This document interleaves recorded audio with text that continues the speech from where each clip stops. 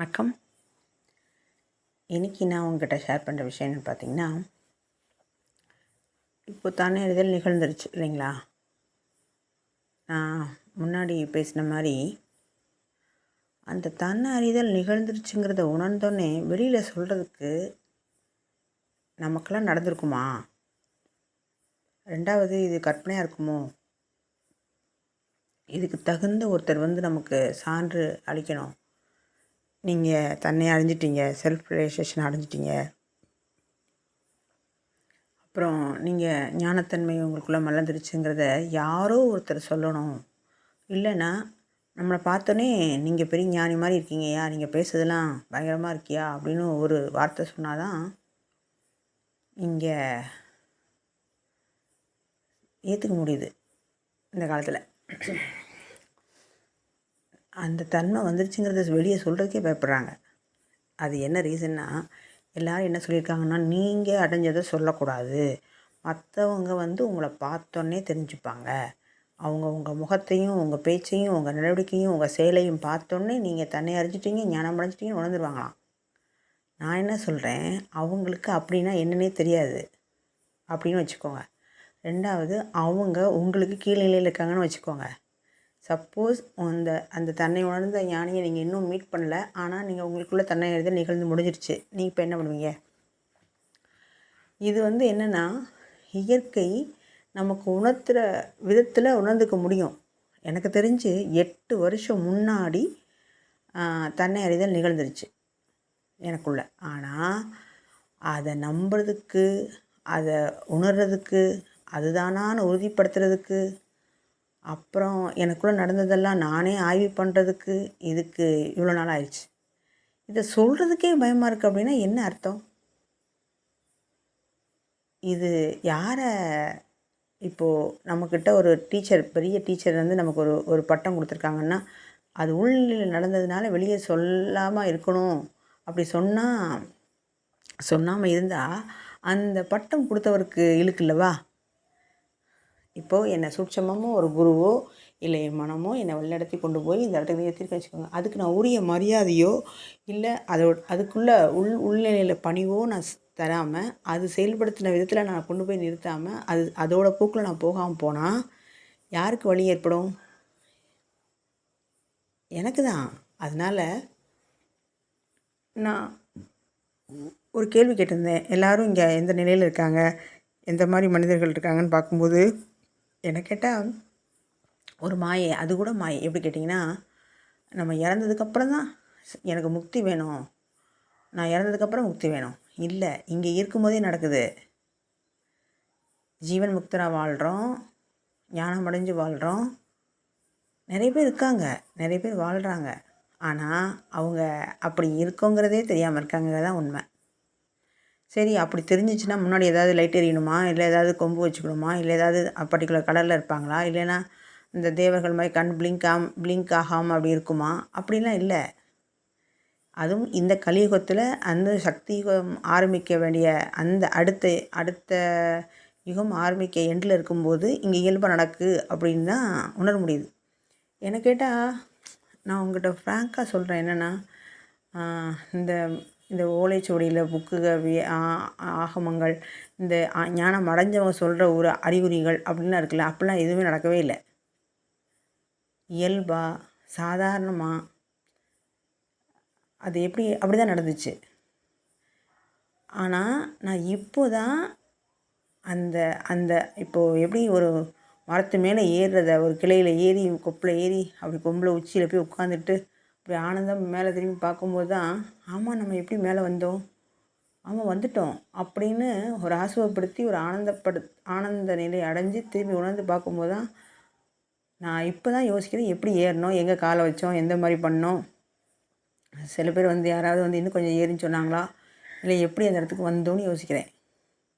இன்னும் உங்களுக்கு இயல்பாக சொல்லணுன்னா, அந்த எம் குமரன் சன் ஆஃப் மகாலட்சுமிங்கிற ஒரு படத்தில் அதில் உள்ள கதாநாயகன் அப்படியே ஒரு மலேசியாவில் இருக்கும்போது ஒரு பாலத்துலேருந்து அப்படியே நடந்து வந்திருப்பான் அந்த கதாநாயகியை பார்க்கறதுக்காண்டி.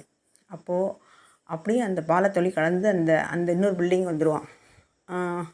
திரும்ப அது கீழே விழும்போது அது பிரேக் ஆகிடும். விவேக் காப்பாற்ற கூப்பிடும்போது அது எப்படி நீ வந்தேன்னு கேட்கும்போது நான் அப்படி எப்படி வந்தேன்னு தெரிலடா மேலே பார்த்துக்கிட்டே வந்துட்டேன் அப்படின்னு சொல்லுவாங்க பார்த்தீங்களா. அது மாதிரி தான் நிகழ்ந்தது. நீங்கள் நீங்கள் இதை உணர்ந்துக்கணுங்கிறதுக்காண்டி இந்த உதாரணத்தை சொல்கிறேன். அப்புறம் தான் அது தெரியுது, வந்தோம் இவ்வளோ தூரத்துக்கு வந்துட்டோமா நம்ம அப்படின்னு. அப்போ வரும்போது தான் இப்போ நான் உங்ககிட்ட பேசுகிறதெல்லாம் யோசித்து தான் பேசுகிறேன். எனக்கு உள்ள அந்த அறிகுறிகள் மாதிரி எதுவுமே நடக்கலை. அது வந்து சுத்த மாயையிலே ஒன்று அப்படின்னு தான் நான் நம்புகிறேன். அதுக்காண்டி நீங்கள் என்னை நம்பலைனால அது நடக்கலைங்கிறதுக்காண்டி நீங்கள் சொன்னதுனால நான் அதை ஏற்றுக்கணும்னு இல்லை. எனக்குள்ள தன்மையை நான் தானே உங்கள்கிட்ட வெளிப்படுத்த முடியும். எனக்குள்ளே இந்த மாதிரி நிகழுதுங்கிறத நான் தானே சொல்ல முடியும்.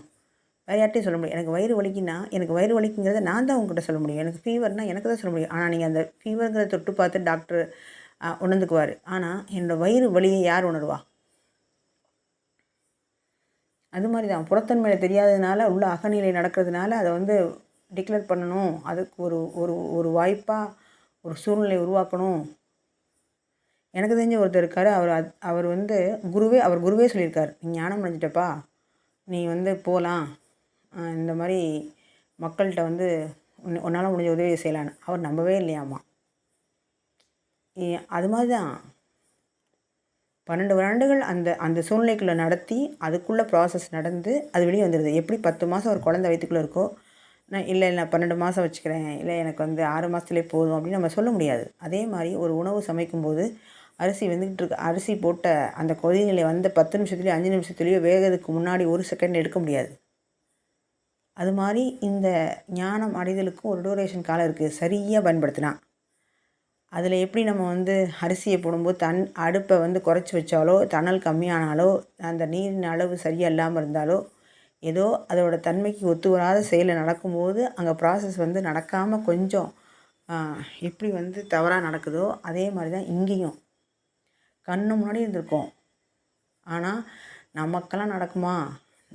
நமக்கு வந்து ரொம்ப தூரம் நடந்திருக்கணும். சித்தர்கள் ஞானிகள்லாம் 12 வருஷம் 20 வருஷம் 30 வருஷம் பண்ணாங்க. அதுவும் நமக்கு தெரிஞ்ச ஒருத்தர் இருந்தார். அவர்லாம் 25 வருஷமாக தியானம் பண்ணிகிட்டு இருந்தார். அவர் கிடைக்காது நமக்கு கிடைக்குமான்னு நமக்கே தடை போட்டதுனால தான் இந்த தாமதம், இந்த தடை கூட. வேறு எதுவுமே கிடையாது. நீங்கள் ரோல் மாடல் நினச்சிருக்க குருஜியும், நீங்கள் ரோல் மாடல் நினைக்கிற இஷ்ட தெய்வங்களும், நீங்கள் ரோல் மாடல் நினைக்கிற எல்லா தெய்வங்களுமே அவங்க ஒரு நிலையில் இருக்கிறத அந்த நிலைக்கு நீங்கள் வரணும்னு கற்பனை பண்ணி அந்த நிலைக்குள்ளேயே சுற்றுறதுனால தான் நீங்கள் அவங்களோட மேல்நிலைக்கு போனால் கூட உங்களால் அந்த நிலையில் இருக்கோங்கிறதே உங்களால் கண்டுபிடிக்க முடியல. இங்கே யாருமே சொல்கிறதுக்கே பயப்படுறாங்க. அது எப்படி சொல்லி வச்சுருக்காங்கன்னா எல்லோரும், அந்த வார்த்தை ரொம்ப பெருசுங்கய்யா, அந்த வார்த்தை வந்து சொல்லக்கூடாது, அது மனிதன் வாயில் சாதாரண வார்த்தை கிடையாது தெரியுமா அப்படின்னு சொன்னோன்னே அது சொல்கிறதுக்கே பயப்படுறாங்க. ஒரு யானை வந்து ஒருத்த கேள்வி கேட்டுட்டோம்னா அவர் வந்து அவர் வந்து அந்த அந்த தன்மையிலேருந்து நம்மளை முறைச்சிடுவார், நமக்கு ஆசீர்வாதம் பண்ணாமல் ஆயிடுவார், நம்மளை வந்து சாபம் கொடுத்துற மாதிரி இங்கே எல்லாம் முறைக்கிறாங்க. உண்மைக்கே ஞானம் அடைஞ்சவர், தன்னை உணர்ந்தவர், எல்லா உயிரையும் பார்க்குறதுக்கு சமமாக பார்க்குறவர், நம்ம கேட்குற கேள்விக்கு, நியாயமான கேள்விக்கு, எளிமையான கேள்விக்கு, உண்மையான கேள்விக்கு நமக்கு கேட்குறதுக்கு முன்னாடி பதில் சொல்லுவார். இல்லை அப்படின்னா நம்ம மனசுக்குள்ளே பதில் சொல்லுவார். இல்லைன்னா நேரில் கூப்பிட்டு பதில் சொல்லுவார். அப்படி நீங்கள் சில பதில் வரல, நீங்கள் அப்படி ஒருத்தங்க கேட்குறீங்கன்னா அவர் சொல்லலைன்னா, உண்மையான அவர் குருவாக இருக்கும் பட்சத்தில் நீங்கள் கேட்குற கேள்விக்கு பதில் சொல்லணும்னா நீங்கள் கேள்வி தவறாக கேட்குறீங்க, நீங்கள் உங்கள் கண்ணோட்டம், உங்கள் நேர்மை சரியாக இல்லைன்னு தான் அர்த்தமே ஒழிய மற்றபடி இல்லை. உண்மையாக உணர்வர் உங்கள் வழியை அவர் உணர்ந்திருப்பார். அப்போது இங்கே தன்னை அறிதல் இருக்கும்போது, தன்னை அறிதலை மனிதனை பார்க்கும்போதே உங்களால் உணர முடியும் தானே. நீங்கள் ஒரு குருவையும் ஒரு தன்மையிலையும் ஒரு கோவிலையும் ஒரு இடத்துலையும் போகும்போதெல்லாம் உங்களால் அதை கிரகிச்சிக்க முடியும். நம்ம சோம்பேறித்தனத்தின் காரணமாகவும் நம்ம அலட்சியத்தின் காரணமாகவும் மட்டும்தான் நம்ம தன்மையிலேருந்து குறைஞ்சி கீழே இறங்கி இருக்கமே ஒழிய, அவங்க முயற்சியும் அதோட பயிற்சியும் செஞ்சதுனால அந்த நிலைக்கு போயிருக்காங்களே ஒழிய, நீங்கள் அவங்களுக்கும் உங்களுக்கும் எந்த வித்தியாசமும் இல்லை. இப்போ நான் பேசிகிட்டு இருக்கேன்னா நான் வந்து பெரிய ஆள் கிடையாது. இன்னும் சொல்லப்போனால் பிரபஞ்சத்தின் ஒரு குரலாக தான் நானே பேசுகிறேன். இது அவங்க என்ன சூஸ் பண்ணி பேச வைக்கிறதுனால தான் பேசுகிறேன். அது என்ன பேசணும்னு சொல்கிறாங்களோ அதான் பேசுகிறேன். என்னால் மற்றதில் பேச முடியல. பேச வந்தேன்னா ஒன்று அதுக்கு டிஸ்டர்பன்ஸ் ஆகுது, இல்லை ரெக்கார்டு கட் ஆகிடுது, இல்லைனா அது வந்து அந்த வீடியோ வாய்ஸ் இல்லாமல் போயிடுது. இப்படி ஏதோ ஆயிடுது. இதில் ஒருத்தர் பார்த்தாலும் சரி, 10 பேர் பார்த்தாலும் சரி, 10,000 பேர் பார்த்தாலும் சரி, 10 லட்சம் பேர் பார்த்தாலும் சரி, எனக்கு ஒன்று தான். ஏன்னா நான் கருவிங்கிறத 100% ஆணித்தரமாக உணர்ந்துட்டேன். என்னை இதில் யாரோ புகழ்ந்தாலோ இல்லை லூஸ் மாதிரி பேசுகிறீங்கன்னு சொன்னாலோ இல்லை என்ன தான் பேச வரீங்கன்னு சொன்னாலோ எனக்கு எந்த விதமான ஒரு மனிதன் நார்மலாக இருக்கும்போது யோசிக்கும் போது இப்படி பேசிட்டாங்களேன்னு வருத்தமோ இல்லை கில்ட்டினஸோ குற்ற உணவோ எனக்கு வர்றாவே வராது. நான் கருவி, அவ்வளோதான். உடல் பொருள் ஆவி எல்லாம் என்னோட சமர்ப்பணம். நாங்கள் சரணாகதி அடைஞ்சது உண்மை இருக்கும் பட்சத்தில் அவன் என்னையே கொண்டு போய் கீழே குப்பை தொட்டில் போய் உட்கார வச்சாலும் நான் உட்காரத்தான் செய்யணும். பிச்சை எடுக்க சொல்கிறாங்கன்னா பிச்சை எடுக்க தான் செய்யணும். ஆனால் எங்களுக்கு என்ன செயல் கொடுத்துருக்காங்கன்னு உணர முடியுது, என்ன செயல் செய்ய வைக்கிறாங்கன்னு உணர முடியுது. அதை நோக்கி தான் இன்றைக்கி இதை கேட்காம இருக்கலாம், இன்றைக்கி இது யாரும் புரியாமல் இருக்கலாம். இன்னும் வர காலங்களில் இன்னும் தேவைப்படுற நேரத்தில் இது வந்து யாருக்கோ உபயோகிக்கப்படலாம். எனக்கு அது யார் கேட்காங்கன்னு கூட எனக்கு தெரியாமல் இருக்கலாம். நான் தான் பேசினேன்னு கூட உங்களுக்கு தெரியாமல் இருக்கலாம். இல்லை நானே இதை வந்து நான் தான் பேசினேன்னு சொல்ல முடியாத அளவு கூட நான் வேறு ஒரு நிலைக்கு போயிருக்கலாம். என்னவா நடந்திருக்கலாம். ஆனால் என்ன மாதிரி இந்த ப்ராசஸில் போயிட்டுருக்கவங்க தன்னை அறிதலோ நியாயம் அடைகிறதுலோ பெரிய விஷயம்.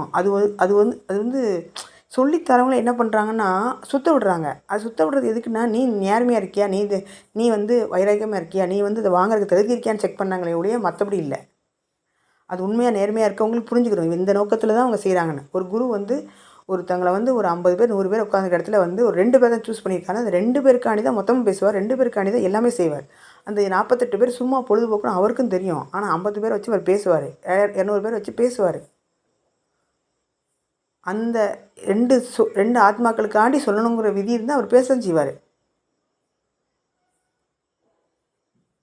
அப்போது இங்கே தன்னை அறிதல் அப்படிங்கிறது வந்து ஒரு நிகழ்வு, ஒரு பொங்கல் வைக்கிற மாதிரி ஒரு வெளிப்படையான தன்மை கிடையாது. தீபாவளி கொண்டாடுற மாதிரி ஒரு விளக்கு வைக்கிற மாதிரி கிடையாது. அது உள்ளே நிகழ்கிறது. பொங்கல் உள்ளே நிகழ்கிறது, தீபாவளி உள்ளே நிகழ்கிறது. உள்ளே நிகழ்கிற தீபாவளி எப்படி இருக்கும், உள்ளே நிகழ்கிற பொங்கல் எப்படி இருக்குன்னு ஒருத்தர் உணர்ந்து ஒரு சொன்னதை வெளிப்படுத்த சொல்ல முடியாமல் வேற ஒரு வகையில் சொல்ல வராருன்னா, உள்ளுக்குள்ளே நிகழ்ந்தவங்க எளிமையாக இருந்தவங்க அதிகமாக வெளியபட்சம் விஷயங்கள் பரப்பாதனால தான் இப்படி மக்கள் நிறைய குழம்பி போகிறாங்க. நிறைய பேருக்கு பொங்கல் உள்தன்மையில் நடந்திருக்கும், தீபாவளி உள்தன்மையில் நடந்திருக்கும். ஆனால் அவங்க நம்ப மாட்டாங்க, அவங்கள ஏற்றுக்க முடியாது. நமக்கெல்லாம் நடந்திருக்குமா, நம்மளால் முடிஞ்சிருக்குமா அப்படின்னு அவங்களுக்கே தடையாக இருந்திருப்பாங்க மனதால். இப்போ வந்து என்னென்னா, ஒரு சூட்சமத்தில் ஒரு ஒரு ஒரு ஒரு தியானத்தில் நடக்கும்போதெல்லாம் சூரியன்லேருந்து உங்கள் கூட ஒரு கனெக்ட் பண்ணி ஒரு சூரியன் நம்மக்கிட்ட கனெக்ட் ஆகி பேசுகிறாங்க, அந்த ஃப்ரீக்வன்சி வருதுன்னா நான் எப்படி அங்கே வருதுன்னு கேட்டால் அவங்க என்ன சொல்லுவாங்கன்னா, மனத்தால் நினை, அவ்வளோதான், அங்கே வந்துடுவேன், நம்ம சூரியனுக்கு போயிடும். நான் அங்கே வரணும், நான் எப்படி வருது, நீ இங்கே இருக்கேன், இத்தனை கோடி மைலுக்கு அப்புறம் இருக்கேன், நீங்கள் அங்கே இருக்கேன்னு கேட்டால் அந்த சூரியன் எப்படி நமக்கு பதில் உள்ளிடமாக சொல்லணும்னா, மனத்தால் நினை, அவ்வளோதான். நம்ம மனசால் நினைக்கும் போது, அது மனசால் நினைக்கிறதுனா வார்த்தையால் இல்லை, உண்மையாக மனசால் நினைக்கிறது, அங்கே போயிடுவோம், நம்ம கனெக்ட் ஆயிடுவாங்க. இதை வந்து சொல்கிறதுக்கும் அதை விளைவாக அனுபவமாக உணர்றதுக்கும் அந்த வெளிப்படைத்தன்மையில் மூலமாக அந்த எதிராளிக்கு புரிய வைக்கிற விதத்தில் தான் இங்கே நடக்குது. இங்கே எல்லோரும் நினச்சிக்கிறாங்க அதுக்கு வந்து நிறைய மெனக்கெடுக்கணும், நிறைய பயிற்சி செய்யணும், நிறையா இல்லை. 1 மணி நேரத்துக்கு கூட ஞானம் நடந்துடும். அதுதான் சொல்கிறாங்களே, ஒரு நிமிஷத்தில் நடந்துடும். கண்ணப்பருக்கு அப்படி நடந்துச்சு அப்படின்னா, கண்ணப்பர் அளவுக்கு நம்ம வர முடியுமாயா, கண்ணப்பர் அளவுக்கு நம்ம கண்ணை நோண்டி கொடுக்க முடியுமா, அந்த தீவிரத்தையும் அந்த தன்மையும் தான் சொல்கிறாங்க.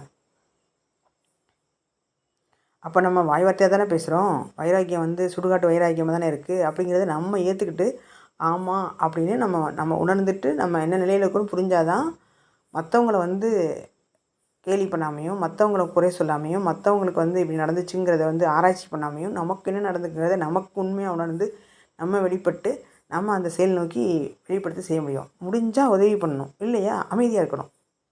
இயற்கை அதுவும் பண்ணுது. என்னால் என்ன செய்ய முடியும், என்ன செய்யணுங்கிறதையும் அவங்க தான் டிசைட் பண்ணுறாங்க. இன்னும் சொல்லப்போனால் இந்த மாதிரி நடந்துச்சு, இந்த மாதிரி எனக்குள்ளே நடந்துச்சுங்கிறதையே அவங்க தான் வெளிப்படுத்தவே செய்கிறாங்க. என் பாத்திரத்தை என்னோடய பாத்திரத்தில் வந்து இப்போ என்ன கேட்டிங்கன்னா, பொங்கல் சாதம் ரெடி ஆயிடுச்சு.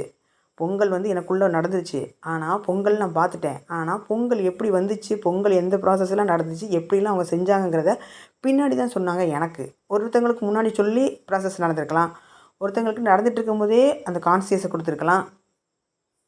சொல்லுவாங்க இல்லையா, சில பேர் வந்து குழந்த எடுக்கும்போது அப்படியே மறந்து மயக்கத்துக்கு போயிட்டாங்க, அவங்களுக்கு என்ன நடந்துச்சே தெரில, 2 மணி நேரம் 5 மணி நேரமாக. சில பேர் வந்து குழந்த பிறக்கிறதுலேருந்து கடைசி வரைக்கும் அப்படியே விழிப்புணர்வுலேயே இருப்பாங்க. கொஞ்சம் பேர் வந்து பாதி கான்சியஸாக இருப்பாங்க, பாதி மறந்துடுவாங்க. இதே மாதிரி தியானத்துலேயும் நடக்கும். அந்த தன்னை உணர்தல் நடக்கும். அந்த அந்த அந்த அந்த தவம் பண்ணும்போது நடக்கும். அந்த தியானம் பண்ணும்போது நடக்கும். எல்லாத்துலேயும்